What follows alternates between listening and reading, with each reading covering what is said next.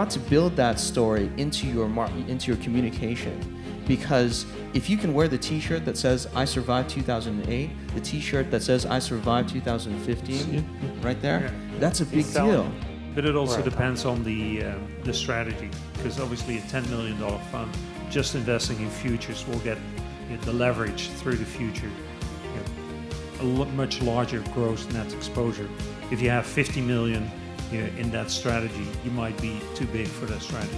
A huge segment of the credits that we see as single B are actually rated AAA. First of all, cost of funding and LIBOR obviously up. It's costing the derivatives departments a lot of money at the moment to be funding. If you think Basel III and this idea, there's no longer recognition between offsetting positions in the derivatives business. And so there's this huge negativity which is not consistent, as we've been saying for a long time, it's not consistent with the facts on the ground.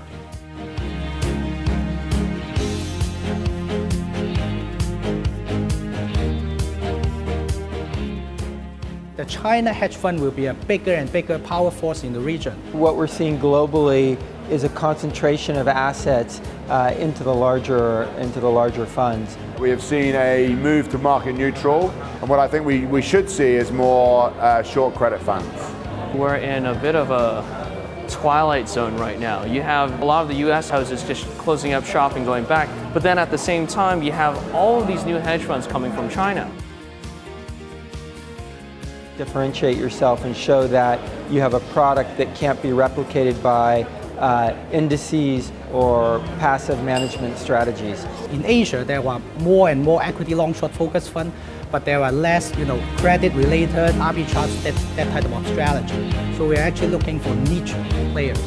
Normally a previous track record from a large recognized brand name, which will always help them raise their initial capital. Before, it was just purely about yield. Now it's really about a deep respect for risk.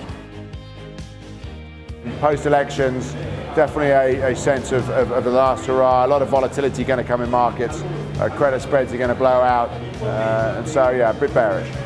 The larger managers have disappointed this year in 2016. And going forward, that will bring a lot of opportunities for new managers. You're going to see a return of fund flows to Asia. After what happened with Brexit, it's actually destabilized a lot of the long-term capital, and they're going to be looking for yield.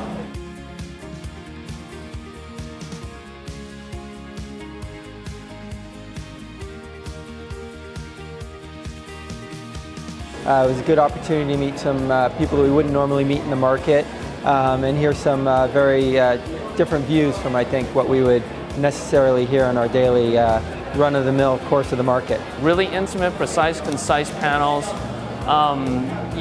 This type of insight is really hard to come across in most other events. You have a no-holds-bars approach to the topics. Great moderation, and to be quite frank, every year that I come back, I learn something new.